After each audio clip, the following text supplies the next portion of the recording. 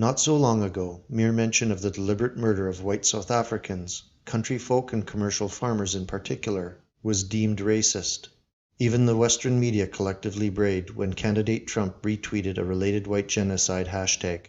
It's still racist to suggest that the butchering of these whites almost daily, in ways that beggar belief, is racially motivated.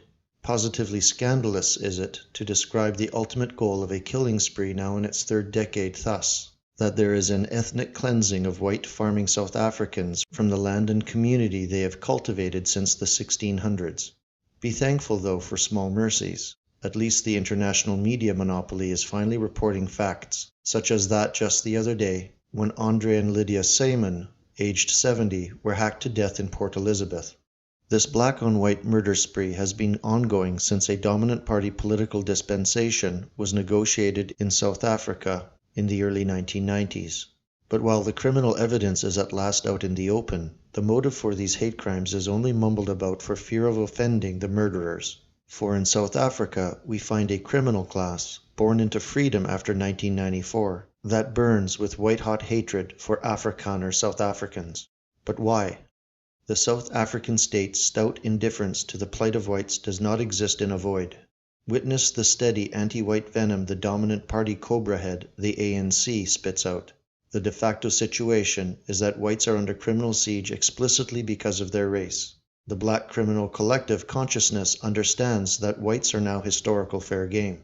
The physical existential vulnerability of European South Africans flows from a confluence of historical antecedents that have placed them in a uniquely precarious position. The white minority surrendered political dominance in return for non-racial constitutional safeguards. By forswearing control over the state apparatus, whites ceded mastery over their destiny, vesting their existential survival in a political dispensation, in other words, a liberal democracy. In a needlessly optimistic assumption, whites imagined blacks too would be bound by the same political abstractions, and would relinquish race in favor of a constitutional design as an organizing principle in the society they now controlled. Having surrendered without defeat for a tepid peace, Europeans are, moreover, particularly and uniquely vulnerable within this political dispensation because of their history on the continent. Remedial historical revisionism notwithstanding, South Africa, with its space program and skyscrapers, was not the product of the people currently dismantling it. Rather, it was the creation of British and Dutch settlers and their descendants. For what they've achieved and acquired, and for the original sins of apartheid in South Africa or slavery in America, whites are the objects of envy and racial enmity.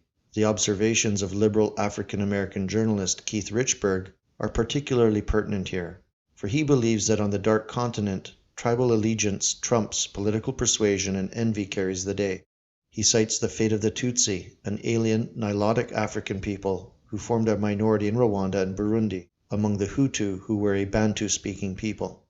The Hutu always resented the tall, imposing, attractive Tutsis who had dominated them on and off since the 15th century. When the Hutus finally picked up machetes to slash to bits nearly 1 million of their Tutsi neighbors in the 1994 Rwandan genocide, contends Richburg, slashing at their own perceived ugliness as if destroying this thing of beauty, this thing that they could never really attain, they removed it from the earth forever. Is this impulse alive in the savagery inflicted on the European settlers of South Africa? Who can say for sure? This much we know. Empowering political majorities in Africa has helped, not hindered, the propensity of hostile masses to exact revenge on helpless minorities.